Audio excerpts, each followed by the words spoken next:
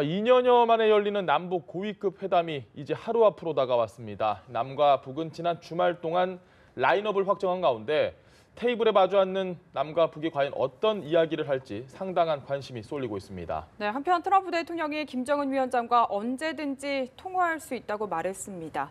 물론 단서가 달려있긴 하지만 트럼프가 북한의 올리브가지, 즉 화해에 손짓을 했다는 평가가 나옵니다.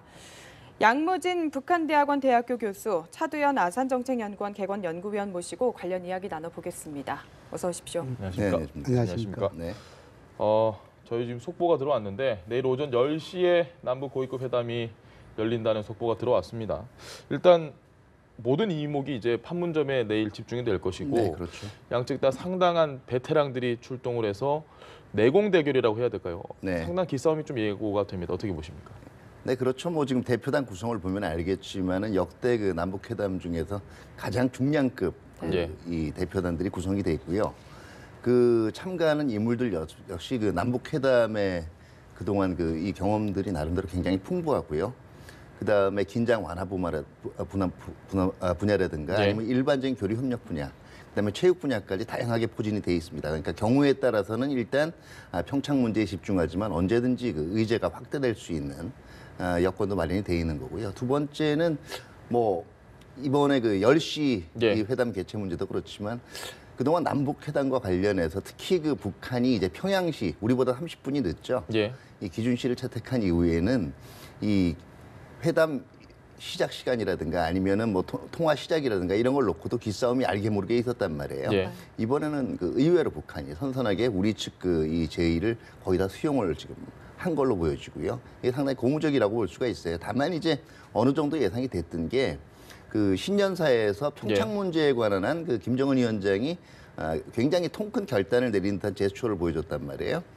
그리고 그 이 조평통이 이어서 이제 성명을 내서 이 지시를 착실히 이행할 준비를 해나가고 있다. 다시 말해서 자기네들 입장에 최고 지도자의 명령이기 때문에 여기에 맞춰서 이제 별다른 이의 제기하지 않고 속도를 내기로 결정을 한 것 같고요. 그렇기 때문에 전반적인 회담 초반 분위기는 지금 매우 좋을 것 같습니다. 네, 알겠습니다. 실제로 말씀하신 대로 우리 측에서 명단을 보낸 후에 하루 만에 답이 왔고요. 좀 대표단 면면을 보면은 전체적으로 우리와 급을 맞췄다 이런 평가들이 나오고 있는 것 같아요. 네, 그렇습니다. 이 지금까지 북한 신년사 이후 지금까지 돌아온 상을 보면은 상당 부분 우리 측의 제에 대해서 북한이 적극적으로 수용하고 또 회담 대표들의 지위와 객에 대해 또 그런 이런 형식이었죠. 이런 부분에 대해서 북한이 우리 측 입장을 수용했다는 측면에서 나름대로 이번 회담에 있어서는 큰 틀에서 평창에 집중했다. 이것은 민족 경사이기 때문에 이 민족 경사 이것을 갖다가 남북이 민족 공제에 의해서 성공적으로 이끌겠다. 막 그런 것이 담겨 있고 좀 더 구체적으로 말씀드리면 아마 김정은 위원장이 위임해 가지고 이성근 조평위원장의 한 지시장이 있지요. 이번 회담이 있어가지고 나름대로 진지하고 성실하게 임해라. 이런 부분에 대해서는 아마 문재인 대통령에 대한 신뢰 이것도 나름대로 그 밖에 있는 것이 아닌가 그런 측면을 봤을 때 양측 지도자의 의지 그리고 신뢰 이런 측면을 봤을 때 방금 우리 차 박사님 말씀하신 대로 이번 회담은 축하회담 성공적인 회담이 될 것이다 저는 그렇게 전망합니다. 알겠습니다. 인물 면면을 조금만 더 살펴보면 지금 우리 측에서는 천혜성 통일부 차관이 들어갔고 장 차관이 들어간 도 상당히 이례적인 일인데 또 이 노태강 문체부 2차관이 또 들어갔습니다. 이에 대해서 좀 이야기를 좀 해주셔야 될 것 같습니다. 일단은 그 이 남북 협상의 주요 통로들 우리가 얘기했던 고위급 회담을 처음에 얘기할 때는 아무래도 통일부가 전면에 나설 수밖에 없고요. 북한 같은 경우에는 2016년에 그 이 조직 개편을 통해서 그동안은 이 조국평화통일위원회, 조평통이 노동당 외곽기구였어요. 그렇기 때문에 사실은 2016년 이전 체제에서 회담을 했다면 이게 격이 맞느냐는 논쟁도 나올 수가 있는데 이 2016년 조직 개편 이후로 완전히 이 국무위원회 하나의 그 정부 기구로 완전히 편성이 됐습니다. 그렇기 때문에 조평통 위원장이면 사실 우리나라 입장에서 얘기할 때는 장관급으로 간주를 할 수가 있고요. 전반적인 격의 문제도 해소가 됐다라고 볼 수가 있고 그 우리 쪽에서 천혜성 차관 그다음에 노태강 문체부 차관 제2차관 이제 나오면서 저쪽도 전종수 그다음에 원기로 이렇게 이 다시 말해서 체육위원회 부상이고요. 체육성 부상이기도 하고 또 한 명은 조국평화통일위원회 부위원장이란 예. 말이에요. 그렇기 때문에 격도 이제 그에 맞게 맞췄다라고 볼 수가 있고요. 다시 말해서 어떤 면에서는 이쪽에서 대표 선수를 총실종시키니까 예. 북한도 나름대로 그 다음에 회담 전문가들 사실은 총동원 됐다라고 봐야 되겠죠. 그리고 어차피 김정은 위원장 교시 자체가 예. 지금 통전부라든가 아니면은 체육성이라든가 아니면 국가체육지도위원회 예. 그리고 이 조평통 자체가 총동원돼서 지금 이 회담을 준비하라고 얘기했기 때문에 예. 대표단 역시 그의 교시에 맞는 충실하게 구성이 됐다고 볼 수가 있겠죠. 알겠습니다. 지금 어쨌든 우선적으로 논의돼야 되는 건 평창올림픽 문제인데 북한에서는 이 체육 문제에 관련해서 논의가 중점적으로 이뤄질 대표단이 원기르 부상과 리경식 위원이 아닐까 싶은데 이 두 인물에 대해서는 좀 상대적으로 덜 알려져 있지 않나 이 생각도 들거든요. 좀 설명을 해주신다면. 예, 그 말씀드리기 전에 네. 회담에 있어서 이례적인 부분에 대해서는 좀 짚고 넘어갈 필요가 있습니다. 예. 또 그 과거의 관례가 조금 잘못됐다 하면은 앞으로 그걸 개선해 가면서 나가야만 역사는 발전한다. 예. 그게 부합되는 거 아니겠습니까? 그런 측면을 봤을 때 지금까지 통일부에서 장차관이 예. 회담 대표로 나간 사례는 없습니다. 왜냐하면 회담은 뭐냐 하면 회담 운영에 있어가지고 예. 회담 대표 역할도 중요하지만도 회담장 밖에서의 운영이 상당히 중요합니다. 다시 말해서 관계부처 간의 협의해서 총괄 조정한다든지 예. 또 청와대와의 교수를 통해 가지고 거기에 대해서 지사항을 회담장의 대표에게 전달하는 이 상당히 중요한 부분입니다. 그런 점을 봤을 때 지금은 이제 통일부 장관과 통일부 차관이 모두 회담 대표로 나가면은 예. 밖에서 회담 운영은 누가 합니까? 이런 측면을 봤을 때 다음에 이런 이 회담 대표 구성할 때는 이 부분 내에서는 좀 뭔가 짚고 넘어갈 필요가 있다는 생각이 들고 네. 두 번째 과거의 회담을 보면은 국정원이 통일부 또는 그 국무총리실 또는 예. 청와대의 타이틀을 들고 간 사례가 많습니다. 예. 여기에 대해서 장점도 있지만도 단점도 있었습니다. 일례로 회담장 내에서 회담 대표들은 상당 부분 서로 이 영향을 행사하면서 치고받고 밀고 당겨 싸우고 있는데 예. 그 밑에서는 소위 말해서 북한의 이 보위부, 국가안전보위부, 지금은 이제 보위성이지요.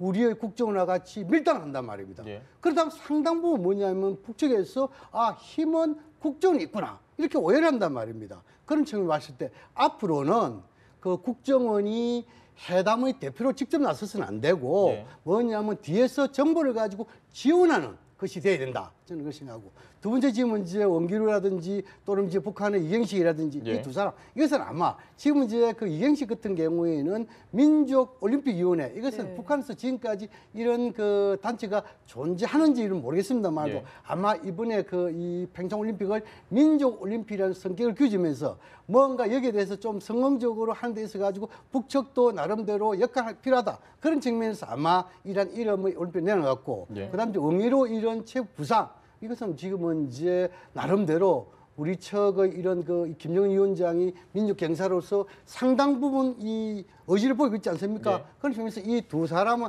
차후에 혹시 이번 고위급 회담 이후에 평창 올림픽 관련돼 가지고 실무 회담을 개최한다고 한다면은 두 사람이 집중돼 가지고 아주 세밀한 부분, 공동 입장, 또 그리고 전야제, 폐야제, 또 그리고 지금 이제 선수단 구성 이런 아주 구체적인 문제를 논의하기 위한 선수단으로 구성할 것이다. 저는 그렇게 전망합니다.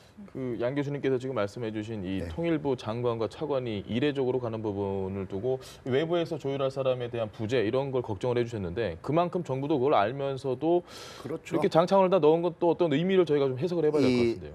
예, 흔히 얘기하는 과거온 비례라고 얘기하죠. 지나치게 이제 높은 격을 예. 얘기하면 그만큼 신뢰의 표시도 되고 상징성의 문제도 있지만 예. 분명히 이 의견 조율의 문제는 발생을 하고요. 저는 그 못지않게 발생할 수 있는 문제가 이런 초중량급 대표단 구성이라는 게 예. 사실은 아무리 선의로 하는 협상이라도요 서로 자기 계산 속이 있어요. 그 대표단 구성만 보면 예. 그동안 한국 쪽이 굉장히 급했구나. 예. 굉장히 초조했구나가 좀 보여요, 솔직히. 그런 입장에서는 북한 입장에서 이게 잘만 하면 예. 초반은 김정은 위원장 얘기 때문에 체육회담에 중점을 두겠지만 예. 앞으로 회담 운영에 따라서 요거를 잘 활용을 할 수가 있겠다 하는 생각이 들 수도 있거든요. 예. 네. 그렇기 때문에 조금 더 신중하게 써야 되지 않나 하는 생각이 들고요. 어차피 그 같은 부처의 장차관이 동시에 나간다라고 해서 결정에다 힘이 실리지는 않아요. 예. 적어도 한 명은 백업을 해줘야 되거든요. 그다음에 통일부 장관이 얘기했는데 통일차관이 다른 의견을 낼 수도 없어요. 어차피 수석 대표인데. 그렇기 때문에 이게 의전상의 문제를 빼고는 꼭 이렇게 장차관 동시 출격을 했어야 되느냐 하는 거에 대해서는 저도 개인적으로 아쉬움이 있어요. 거기에 하나 더 우리 이제 차관님 말씀 하나 더 추가 보완하자면은 이번에는 뭐냐 하니까 남북한 모두 어제가 평창에 집중하다.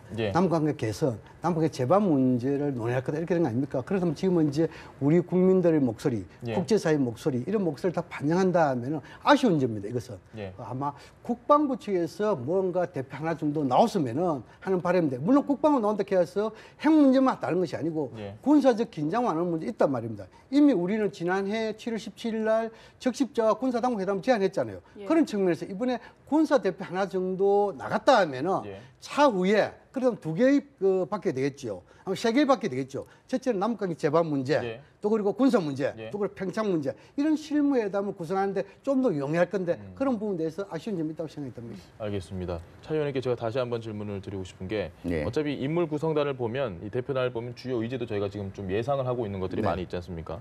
그러니까 말씀하신 대로 이 군사 쪽 이야기보다는 이 통일부에서 주관하는 이야기를 상당히 좀 중점을 많이 둘 것 같습니다. 그렇죠. 조명근 통일부 장관이 일단은 평창 문제에 집중하겠지만 긴장 완화라든가 나머지 인도주의적인 문제도 다루겠다라고 얘기를 했고 그를 고려해서 편성을 했다고 보고요. 다만 저는 국방부 대표 파견 문제는 조금 다른 의견이에요. 왜냐하면 사실은 북한이 오히려 지금 김정은 위원장 교시 때문에 평창 문제에 집중하는 회담을 하자라고 얘기한 게 우리로서는 부담이 없어요. 왜냐하면 사실 긴장 완화 의제에서 우리도 이제 북한의 도발 중단이라든가 아니면은 이제 이산가족 항공 같은 문제를 걸고 나올 수가 있지만 자칫 잘못하면 평창 문제하고 나머지 의제가 얽혀버린단 말이에요. 나머지 의제가 얽히게 되면 어떤 쪽이냐면 마음이 조급한 쪽이 결국은 말려요. 지금 현재 대표단 구성을 보면 아까 얘기가 나왔지만 누가 더 조급한지 초조감은 이미 나왔거든요. 의제가 연계되지 않는 게 저는 지금은 바람직하다고 봐요. 그렇기 때문에 지금은 어쨌든 평창올림픽 문제 쪽으로 대화를 집중시켜 나가고 어차피 회담 한 방에 다 해결될 정도로 이렇게 남북한 관계라든가 한반도 문제가 간단한 게 아닙니다. 일단 평창올림픽의 성공적인 개최, 그다음에 북한 대표단의 참가를 계기로 그러면 여건이 굉장히 좋아지는 거잖아요. 그 여건 내에서 자연스럽게 나머지 긴장 완화 문제들이 논의될 수 있는 기반을 만들어 나가야지 처음부터 평창올림픽 참가하고 이 긴장 완화 조치들이 서로 연계되는 의제 연계 전략이 되게 되면 우리가 결과적으로 불리할 수밖에 없어요. 알겠습니다. 지금 위원님이 계속 이야기해 주셨지만 이렇게 의제를 연계해서 들고 나올 가능성도 충분히 좀 있다고 봐야 될 것 같아요. 그런데 이번 이 고위급 회담이라는 측면, 또 북한의 신년사, 우리 측이 고위급 회담 제안할 때 이야기 종합해보면 어제는 드러나 있습니다. 첫째는 평창 문제. 그다음 이제 군사적 긴장 완화 문제, 그다음 이제 평화적 환경 조성 문제, 이 세 개 분야는 이미 김정은 위원장의 신사에 나와 있습니다. 그리고 고위급 회담이라는 것은 정치, 경제, 군사 전반적인 부분에 대해서 포괄적 의제를 논의하지 않을 수가 없습니다. 제 이야기는 지금 현재 평창 문제에 대해서는 기본이고 기타 이제 예를 들어 가지고 군사적 긴장 완화 이런 부분이라든지 평화적 환경 이런 부분에 대해서는 서로 주고받는 협상의 개념이 아니고 적어도 짚고 넘어가는 의사소통의 개념이 될 거다 것이죠. 그런 차원에서 이번 회담에 있어서는 반드시 평창 문제는 합의되더라도 기타 부분에 대해서는 서로 공통점과 차이점이 발견된다 확인하는 것마도 굉장히 중요한 부분이거든요. 그렇다 이러한 문제를 좀 더 발전시키기 위해서는 반드시 후속 실무회담이 나오게 되어 있습니다. 그런 차원에서 실무회담은 3가지 가닥이다 말입니다. 첫 번째라는 것은 뭡니까? 남북관계 개선, 이게 있겠죠. 두 번째는 군사적 긴장 문제. 세 번째는 아마 평창 문제 아니겠습니까? 그래서 제가 문제는 뭐냐 하니까 이 군사 대표가 들어갔다는 것이 선택과 집중 차원에서 평창 문제를 부각시키지 않고 오히려 이 문제를 부각시키는 그런 차원이 아니고 이번에는 서로 의사소통이기 때문에 차후에 남북관계 전반적인 보건 문제와 연관시켜서 이 군사 대표를 들어가야 이렇게 주장하는 것이거든요.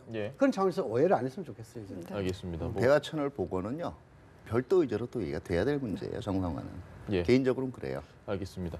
우리 정부가 지금 양 교수님이 하신 말씀대로를 봤을 때 평화적인 분위기를 조금이라도 흐트리는 걸 괜히 사전에 이렇게 뭔가 좀 안 좋은 분위기라고까지는 아니지만 북한의 입장에서 분명히 민감한 이슈를 들고 나올 게 뻔하기 때문에 간극이 너무 큰 걸 이미 알고 있으니 굳이 거기에 맞대응할 필요는 없지 않겠느냐라는 생각으로 이렇게 좀 올림픽 위주의 그리고 통일부 위주의 그런 대표날 구성을 한 게 아닐까요? 그런 생각은 좀 해볼 수 있지 않을까요? 이번에 예. 그 남북한 최고 지도자의 의지 또 그리고 지금 이제 그 남북한 현안 입장 차이가 크다는 것을 서로 잘 알고 있습니다. 예. 그런 차원에서 이번에 협상은 주고받는 서로 밀고 당기는 협상이 아니고 의사소통 다시 예. 말해서 안보 우려 사항과 관련돼서 경우에 우리의 입장을 주장하고 북한의 입장을 갱청하는 수준이 될 것이다. 저는 그걸 보거든요. 만약에 밀고 당기는 협상이었다면 보실 협상 의제와 관련해서 북한에서 항상 보면은 협상 의제가 가지고 우선순위 처음부터 목표에 달성하게끔 의제를 들고 나옵니다. 그런데 예. 북한은 안 그렇잖아요. 이 부분 딱 드러나는 게 뭐냐면 평창 문제, 예. 그리고 기타 군사적 긴장 문제와 그다음 에 평화적 환경 문제 나왔단 말입니다. 그래서 이 평창 문제에 대해서는 여러 가지 조금 뭡니까 밀고 당이 있을 겁니다. 예. 예를 들어 가지고 지금 이제 오이사 조치와 관련된 부분이라든지 대북 제재 문제라든지 있을 겁니다. 예. 그러나 기타 부분에 대해서는 서로 주고받는 의사소통의 개념이 이렇게 보여지고 특히나 북한에서 이번에 지금 문제 주장하는데 우리가 뭐 이산가족이라든지 또 기타 여러 가지 있잖아요. 예. 뭐 개성공단이라든지 이런 부분도 저는 중요한 이슈가 되지 않을 거라고 봅니다. 단지 이러한 부분은 이미 지난해 우리가 군사당국회담과 적십회담 제안했잖아요. 예. 그 범위 내에서 한번 짚고 넘어가는 수준이지 이것을 반드시 우리가 이에 대해서 북한으로부터 받아들이겠다. 예. 이런 것이 아니고 북한도 마찬가지일 것입니다. 그런 측면에서 이번 회담은 축하회담, 상견회담 그런 측면에서 평창 문제만은 반드시 합의를 할 것이고 기타 부분에 대해서는 일례로 차기회담의 날짜를 잡는다든지 예. 기타 이런 부분에 대해서 서로 주고받았다든지 의사소통 이 정도만 합의하도록 성공한 회담이 될 것이다. 저는 그렇게 전망합니다. 알겠습니다. 네. 인물에 대해서 하나만 더 살펴보면 지금 이야기가 참 많이 되고 있는 것 같은데 네. 이 수석 대표인 조명균 장관과 그리고 리선건 위원장이 스타일이 참 상반돼요. 결이 틀리다라고 얘기하죠. 예, 여기에 대해서 좀 이야기를 해주시죠. 네, 그 조명균 장관은 굉장히 신중하지만 할 말은 다 하는 분으로 얘기가 평가가 되고 있고 예. 이 리성권 위원장 같은 경우에는 그 인민군 대자 출신이에요. 그리고 지금은 통전부장인 과거 김영철의 그 오른팔처럼 예. 얘기들이 되고 있습니다. 그다음에 주요 군 경력도 주요 경력도 군에서 다 이제 쌓아왔고 네. 남 군사회담에도 많이 참가를 했고 굉장히 다혈질로 알려져 있고요. 예. 직선적인 성격으로 알려져 있는데 다만 한번 여기서 생각을 해볼 게 그 리성권 위원장이 본인이 전권을 가지고 나오면 자기 성질대로 다 할 거예요. 할 소리 다 하고. 예. 근데 지금은 어디까지나 김정은 위원장 교실을 이행하는 차원에서 나왔어요. 위임된 권한이 없다라는 거예요. 예. 그러니까 어쨌든 평창 문제에 관한 한 이게 민족 공조 문제니까 그 되도록이면 통 크게 잘 풀어 나가라는 지시를 했는데 예. 여기서 자기 성질대로 뭐 박차고 나가거나 나올 가능성은 저는 오히려 그 결의 문제 때문에 이번에 회담에 부딪힐 가능성은 그렇게 크지 않다고 봐요. 알겠습니다. 미국이 또 중요한 상황입니다. 일단 미국 트럼프 대통령이 100% 지지한다. 그리고 김정은과 통화할 용의도 있다. 상당히 좀 진전된 그런 입장을 보인 것 같습니다. 그 말씀드리기 전에 예. 우리 언론을 보면 이제 우리 조명균 장관에 대해서는 돌붙여 예. 지금 이제 이성근 이 위원장에 대해서는 뭐 다혈질이라는데 예. 그것은 좀 너무 예를 들어 가지고 회담의 대표라는 것은 서로 말을 죽으면서 영향 행사하면서 합의 이끄는 거단 말입니다. 돌붙여는 회담꾼이 될 수 없습니다. 예. 그런 측면에서 그건 잘못된 거고 오히려 이 조명균 장관은 실무회담에서 상당 부분 그 경험이 있고 예. 또 전략 또 청와대 비서관이 했기 때문에 이런 부분에 대해서 아마 이번에 잘할 것이다. 그리고 이성근 위원장은 남북관계 잘 될 때도 회담에 나왔고 남북관계 악화될 때도 나왔습니다. 예. 다시 말해서 2000년 이후에 뭐 일례로 그 이 철도도로 이 연결공사에서 군사적 보장이 있어가지고 이성근이가 장성회담 대표로 나왔단 말입니다. 대표는 아니지만 그 일단 회담 대표로서 나왔고 그다음 주 2004년도에 서해 그 우발적 무력 충돌 이런 예. 부분에 대해서 육사 합의라는 게 있어요. 그 합의도 이끌어낸 사람입니다. 단지 2000년 천안함 사건 이후에 예. 상당 그 강하게 나온 거지요. 어떻든 회담 대표라는 것은 최고 지도의 지시를 잘 이행하는 그것이 회담 대표 역할이거든요. 예. 그래서 너무 개인적인 성향, 성격은 중요하지 않다. 저는 그것을 말씀드리고 싶고. 예. 그다음 지금 이제 트럼프 대통령의 워딩. 뭐 트럼프 지금 각자 이번 회담 성사에 대해서 서로 해석 주장은 많겠지요. 예. 예를 들어 우리 정부 입장에서는 우리가 지난해 7월 17일 날 적십자와 그리고 지금 군사당국회담 여기에 대해 북한이 호응했다. 예. 이렇게 이야기하고 지금 김정은 위원장 입장에서는 올해가 민족 경사이기 때문에 이 대화도 자기가 주도하겠다 이렇게 네. 했고 또 지금 트럼프 대통령이 뭡니까? 지금까지 트럼프 대통령이 최대 압박의 결과가 남북 간의 대화를 이어진 거다. 소리 해서는 하겠지요.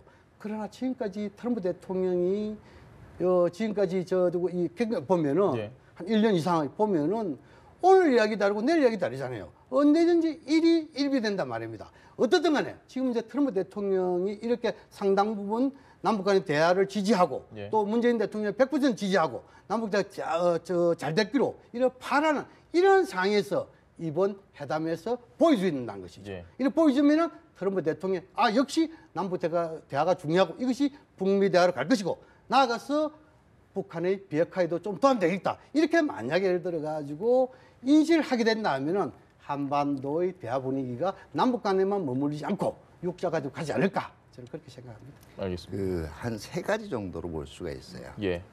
첫 번째는 트럼프 대통령의 어법에 강경 위주로만 나가는 적이 없어요. 두 번 강경한 발언이 나오면요. 한 번은 좀 컴프로마이즈는 타협적인 발언이 나와요. 그러니까 이 작년 같은 경우에도 10월, 11월에 이 강경한 발언도 나왔지만 내가 지금 얼마나 친구가 되려고 노력을 하고 있는데 북한과 이런 표현들도 나왔고 금년 초에 지금 핵버튼 발언이 나왔단 말이에요. 이제 한 번쯤 조금 컴프로마이즈한 발언이 나올 때도 됐고요. 지금 미국 국내 정치 자체가 스티브 배넌 회고록 때문에 또 굉장히 지금 시끄러워요. 시끄럽고 어떻게 보면 국내 정치적인 면에서 트럼프 대통령이 그렇게 여건이 좋지가 않습니다. 외연을 지금 외곽에서 갈등적인 국제 문제를 그렇게 전개할 그게 크지가 않아요. 여지가. 세 번째 마지막은 제가 볼 땐 이 고려가 가장 크게 있었던 것 같아요. 지금 폼페오 국장이라든가 아니면은 이 트럼프 행정부의 나머지 관료들이 얘기를 하고 있듯이 아직은 이 대화에 대해서 실제로 북한이 변한 거냐에 대해서 굉장히 반신반의하고 있거든요.